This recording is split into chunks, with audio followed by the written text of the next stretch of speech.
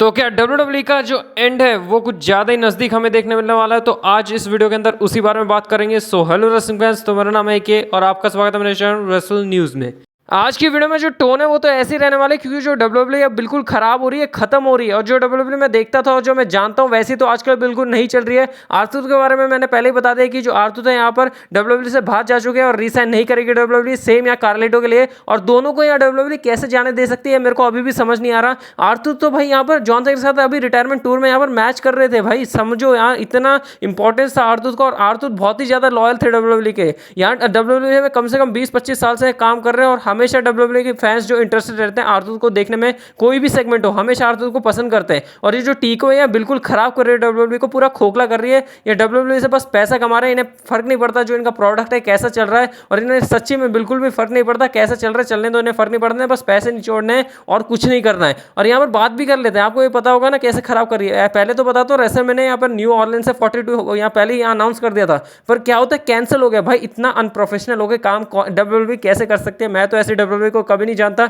जो इतना अनप्रोफेशनल है। और इतने सारे रेसलमेनिया 40 हो चुके हैं, 40 साल हो चुके हैं भाई रेसलमेनिया को, और 41 हुआ था। वहां तो स्टोर लाइन इतनी बकवास थी भाई, कोई ढंग की स्टोर लाइन यहाँ पर थी नहीं, बस किसी तरीके से रेसलमेनिया यहाँ सर्वाइव कर गया। और रेसलमेनिया के जो यहाँ बहुत ही बुरी तरीके से हालत हो रखी है। और ये रेसलमेनिया जैसे इतने बड़े शो को आप ऐसे कैसे कर सकते हैं कि आप प्लेस अनाउंस करके यहाँ पर हटा दें। और दूसरी बात यहाँ पर जो टिकट प्राइस है भाई वो तो आसमान छू रहे हैं। यहाँ 2 साल के अंदर ही इतना बड़ा यहाँ पर फर्क पड़ गया। कहाँ $2000 की थी यहाँ फ्रंट सीट, और यहाँ 10,000 जो बंदा यहाँ घर खरीद ले, यहाँ इतने पैसे यहाँ पर लगाने पड़ रहे हैं। आप भी पिक्चर देखिए, यहाँ पूरे मैच के अंदर हमें देखने मिल रहा है पूरा जो रिंग है क्लीन है, यहाँ पर कुछ भी नहीं है। यहाँ सुपरस्टार साफ साफ दिखाई दे रहे हैं, सुपरस्टार रेसल कर रहे हैं, रेफरी खड़ा है। आप ये आजकल की पिक देखिए भाई, यहाँ पर सारी तरफ में स्पॉन्सर ही स्पॉन्सर है। रेसलर तो मेरे को दिख ही नहीं रहे, कहाँ है रेसलर भाई, मेरे को तो स्पॉन्सर ही दिख रहे हैं। इतना मतलब कैसे कर सकते हैं WWE। और एक और चीज़ है केफेब भाई, यहाँ पर इन्होंने नई यहाँ पर डॉक्यूमेंट्री निकाली है, WWE निकालने वाली है, WWE अनरियल नेटफ्लिक्स के ऊपर, जहाँ पर ये सारी चीज़ें दिखा देंगे पीछे यहाँ क्या होता है भाई, कैसे यहाँ पर हम कैसे झेल, मतलब थोड़ा बहुत यहाँ पर इंटरेस्टेड होते हैं,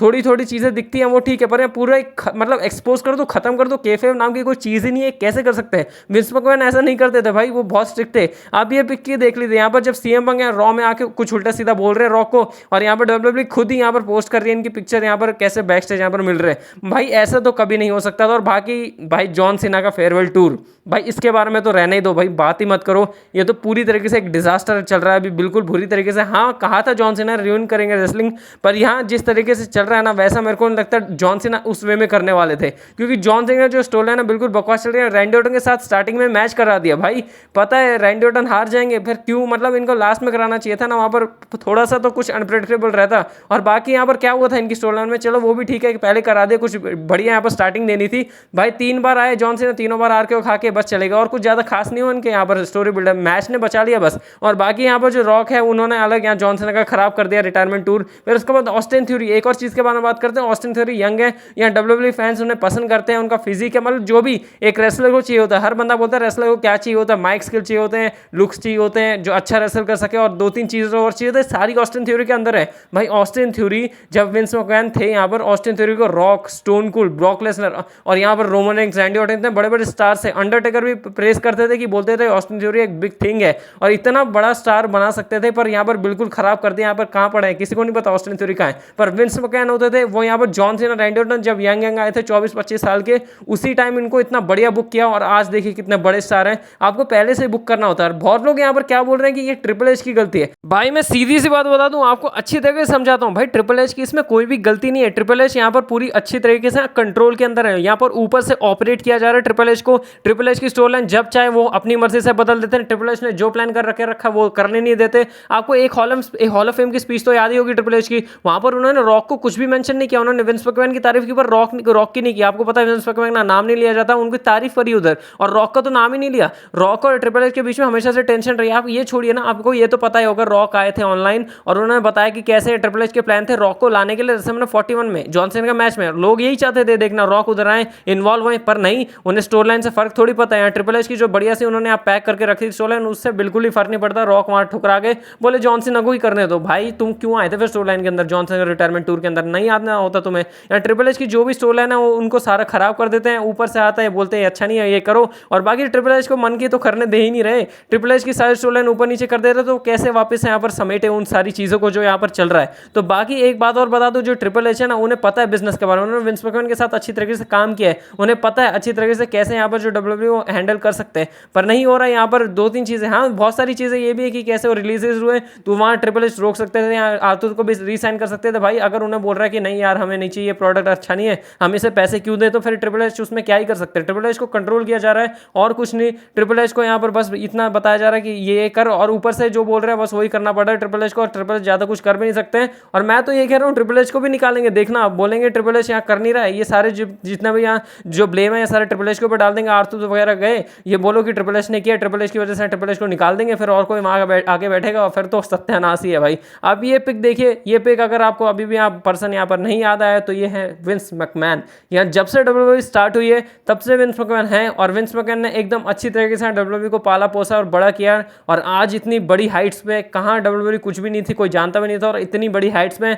और विंस मैकमैन का जो लॉसूट वाला अगर साइड रखें, यहाँ पर बिजनेस की साइड बात करें, डब्ल्यूडब्ल्यू के बारे में बात करें, तो भाई टॉप नॉच बंदा है भाई। इस बंदे ने पूरे डब्ल्यूडब्ल्यू को अच्छी तरीके से बिल्ड किया है। वो सारी चीज़ों को अभी यहाँ पर गिल्टी प्रूफ नहीं हो, सारी चीज़ों को साइड रखें, या डब्ल्यूडब्ल्यू को इतना बढ़िया बनाए, यहाँ पर बहुत ही अच्छी तरीके से समझते थे। या केफे वगैरह जो एडवर्टाइजमेंट वगैरह चल रही है, जो इतने बड़े हाई प्राइस चल रहे हैं यहाँ पर टिकट्स के, यहाँ बिल्कुल नहीं होती थी। कोई आराम से अच्छे से जाके यहाँ पर शो देख के आ सकता था। हाँ इतने पैसे नहीं उड़ाने पड़ते जैसे उड़ाए जा रहे हैं लोग यहाँ पर। और विंस मैकमैन अच्छे से समझते थे अपने प्रोडक्ट को, एकदम बढ़िया यहाँ पर डिलीवर करना चाहते थे, और समझते थे क्या करना है। और बाकी आपको एक बात बता दूं, यहाँ रोमन रेंस है अपने पास, अभी जॉन सीना यहाँ पर हमारे पास है, एजे स्टाइल है अपने पास है, यहाँ पर सीएम पंक है, सीएम पंक के साथ है सेथ रॉलिंस भी है, इतने बड़े बड़े स्टार है, रैंडी ऑर्टन जैसे इतने बड़े बड़े स्टार हैं। पर नहीं यहाँ पर इतना बोरिंग कैसे हो सकती है डब्ल्यूडब्ल्यू। हाँ Finn Balor, Drew McIntyre, Shinsuke Nakamura वगैरह, ये जो इतने सारे टैलेंट्स हैं जिनको यहाँ वेस्ट किया जा रहा है, उन सारे के बारे में तो अलग है, वो तो अलग है, चलो उनको वेस्ट करने पर इतने बड़े स्टार आप लोगों के पास हैं जिनको आप बहुत ही अच्छी तरीके से यहाँ पर अच्छे से डिलीवर कर सकते हैं। पर नहीं, आप क्या कर रहे हैं, बिल्कुल बोरिंग कर रहे हैं। इस टाइम पे डब्ल्यूडब्ल्यू बहुत ही ज़्यादा बोरिंग लग रही है। ये हर जगह इंटरनेट में यही फैला हुआ कि इतनी बोरिंग कैसे हो रही है डब्ल्यूडब्ल्यू इतने बड़े स्टार होने के बाद भी। ये बहुत बड़ा क्वेश्चन है, और ये क्वेश्चन इसलिए है क्योंकि यहाँ जो ऊपर से टीके ने खराब कर दिया पूरा मामला वो तो है ही, और जो विंस मैकमैन है, विंस मैकमैन ने हर चीज़ अच्छे से संभाल रखी थी। हाँ ये नहीं कह रहा कि विंस मैकमैन बहुत ही ज़्यादा बढ़िया थे हर चीज़ में, पर फिर भी जब विंस मैकमैन थे तो अच्छी तरीके से उनकी प्रोडक्ट पे पकड़ थी, और उन्हें पता था कोई भी उनके कंपनी और प्रोडक्ट के ऊपर कुछ भी उखाड़ नहीं सकता, क्योंकि बहुत अच्छी तरीके से वो सारी चीज़ें मैनेज करके चलते थे। और बाकी यहाँ पर जो बात करें ना विंस मैकमैन के बारे में, तो विंस मैकमैन अभी यहाँ पर वापस से चाह रहे थे, या न्यूज़ आई थी पीछे की कैसे वापस से डब्ल्यूडब्ल्यू को खरीदना चाहते हैं, पर ऐसा मुश्किल ही लग रहा है मेरे को होगा, ऐसा तो नहीं होने वाला। और मेरे को ये बात तो लग रही है कि जो टीका है बिल्कुल खत्म करके ही मानेगी डब्ल्यूडब्ल्यू को, और बिल्कुल यहाँ पर बिल्कुल बंजर खत्म, बिल्कुल खोखला अंदर से कर देगी, और उसके बाद छोड़ देगी और किसी को बेच देगी, और ऐसे ही चलता रहेगा, और खिलौने की तरह डब्ल्यूडब्ल्यू को इस्तेमाल करते रहेंगे लोग। और वो दिन ज़्यादा दूर नहीं कि हम सब लोग यहाँ पर डब्ल्यूडब्ल्यू को खत्म होते देखें। हम लोग ही नहीं, क्या पता हमारे साथ विंस मैकमैन भी अपने कंपनी को अपनी आंखों के सामने खत्म और तबाह होते हुए देखें। और मैं होप तो ये करूँगा कि ऐसा कुछ भी ना हो। टीके अभी भी समझ सकती है, टीके अभी भी सुधर सकती है,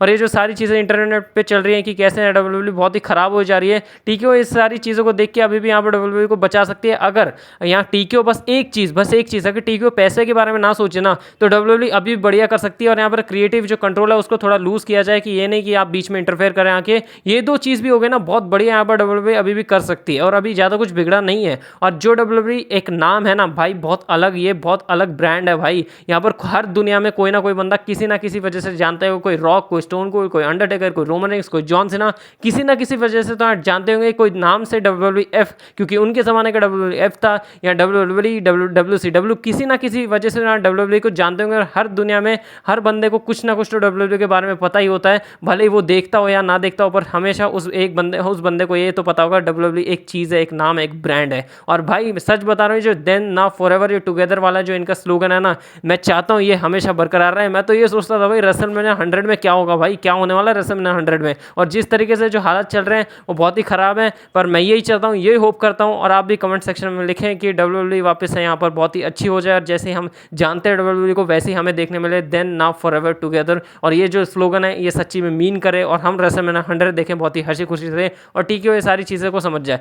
टेंशन किसी चीज़ की ना लीजिए, यहाँ पर WWE वापस हम वैसे ही देखने मिलेगी जैसे हम जाना करते हैं, जैसे हमने देखी है। और WWE वापस से यहाँ पर हाइट्स पकड़ेगी, वापस से ऊंचाइयाँ छुएगी और WWE हमें वापस से बहुत ही बढ़िया होती दिखेगी और जो इनका प्रोडक्ट है बहुत ही बढ़िया हमें जल्दी देखने मिलेगा। और बाकी आप इस सारी चीज़ों की टेंशन मत लीजिए। आप ये सोचिए कि रेसलमैनिया 100 में क्या होने वाला है, भाई किसका मैच होगा रेसलमैनिया 100 में। बाकी सारी चीज़ें छोड़िए, यहाँ पर WWE वापस से हमें कमबैक करते दिखेगी। WWE वापस से एक अच्छी तरीके से यहाँ पर कमबैक करेगी। तब तक के लिए देन नाउ फॉरएवर together.